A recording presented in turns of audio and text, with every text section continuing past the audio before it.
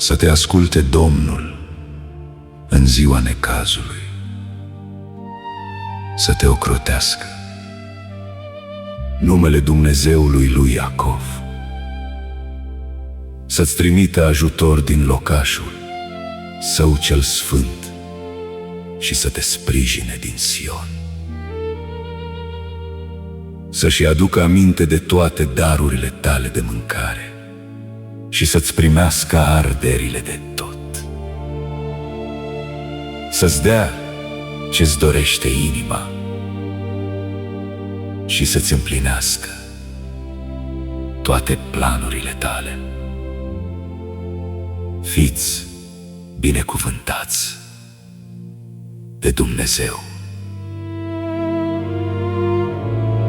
Amin.